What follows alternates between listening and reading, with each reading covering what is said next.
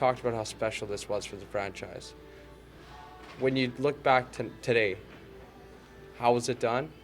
And would it be done with another different 20 set of guys? Well, I think our group is a special group. Their care for each other runs deep. They they dig in when it's times are the toughest. And at 6-4, I felt that we still had a lot of game left, a lot of period left, and we were doing little things that were creating chances. Then we scored the big goal to make it 6-5, and then you could feel us coming. And what I liked was that we had a look about us that we weren't going to be denied. Regardless of the adversity in the game, we weren't going to be denied. We were going to find a way, and credit to all 20 players who contributed to that win.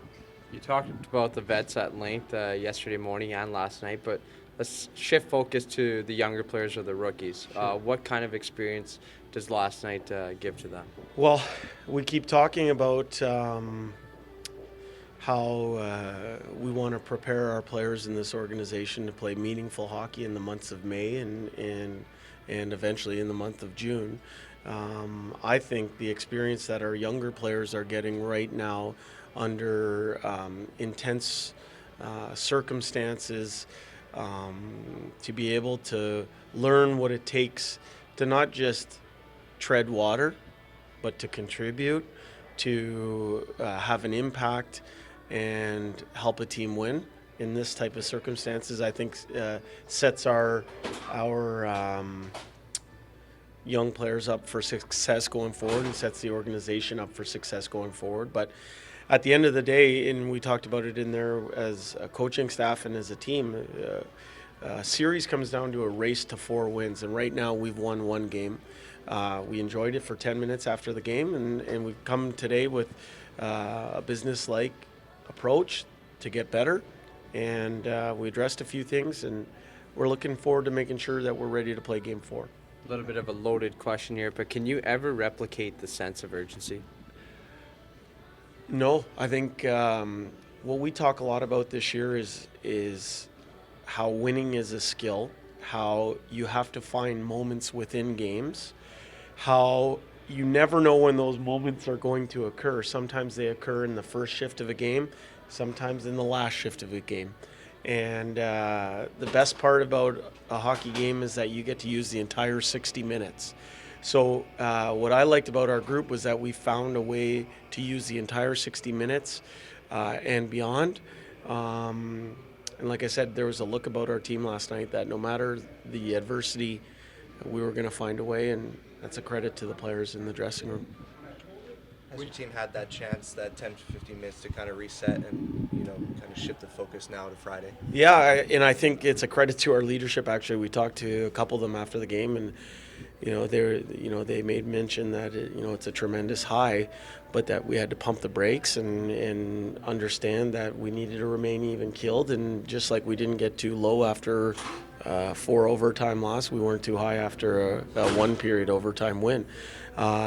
Like I said, our focal point is understanding that the playoff series comes down to a race to 4 wins. We have 1, they have 2. We're preparing for game number 4. I know. You've got some young defensemen here who probably see some opportunity in Edmonton, right? There's big change up there. When you've got guys down here and all that stuff's going on up there, what's it like being the coach, and how do you handle it? I think our D-corps has been the backbone of our group this entire season. I think there's tremendous storylines going on down here in Bakersfield of people that recognize opportunity, are seizing their chance to make an impression, and that impression is not it wasn't just last night. It's been through the playoffs, it's been through the regular season. There's a reason this team in Bakersfield finished first in the West. There's a reason this team in Bakersfield finished with the lowest total goals against in the American Hockey League.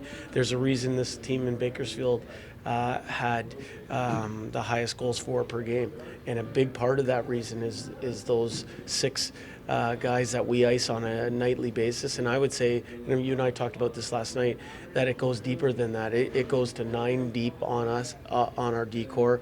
We have different ingredients, and they're cognizant of what's going on up top. They're cognizant of the opportunities in front of them.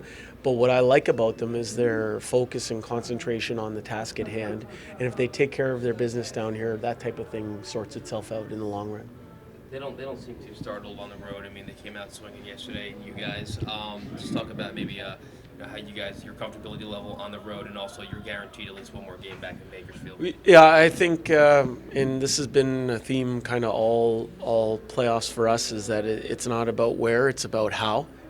So it's not about where we're playing the game; it's about how we're playing the game, and the focus on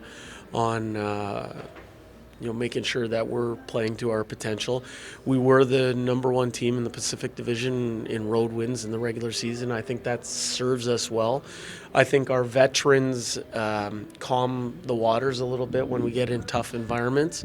You talk about 2 tough environments, the building in Colorado, they don't get much tougher than that. And then this one down here in San Diego, when that barn gets rocking, is it's a tough place to play. But we've had success in this building.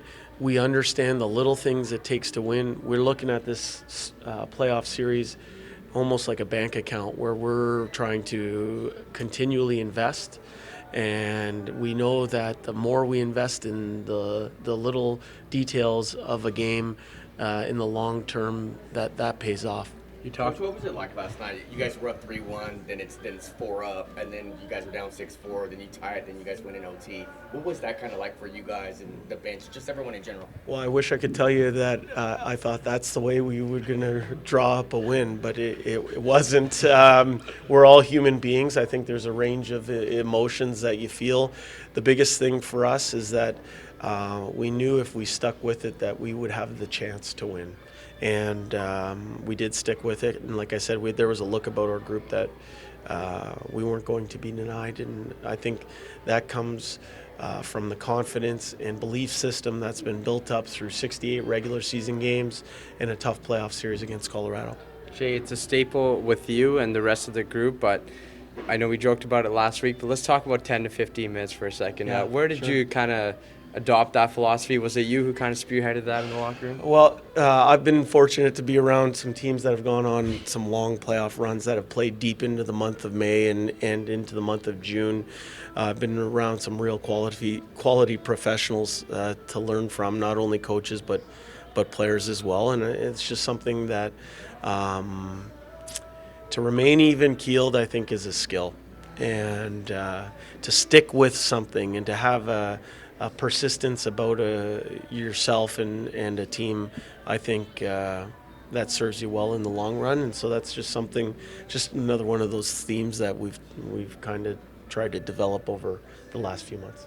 I'm not sure how long it took for you to kind of instill that in the whole group, but I don't know if it'll make you happy to hear, but a lot of the guys do say it post-game as well. How long did it take for everyone to kind of buy into that? Well, we have a young team. You can't forget that we're a really young team. We only have a few veteran players, and I think our young guys follow the lead of our veterans. We've talked about this ad nauseum here over the last few weeks, is that I believe the development that you've seen in these young players is not only a credit to them and their hard work and determination, but also to the quality of individuals that we have in place that help protect these young men, that help lead these young men.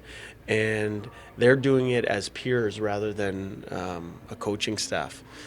So, the quality of guys like Keegan Lowe, Ryan Stanton, Brad Malone, Joseph Gambardella, Patrick Russell, Josh Curry, these type of guys that have a little bit of experience.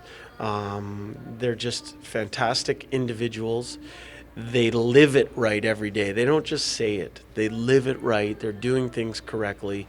And by them doing their thing, it allows these young guys to do their thing as well. And I think the culture we've tried to create down here is one where things were earned and not given. And, it just seems that everything starts at the top with our leadership group.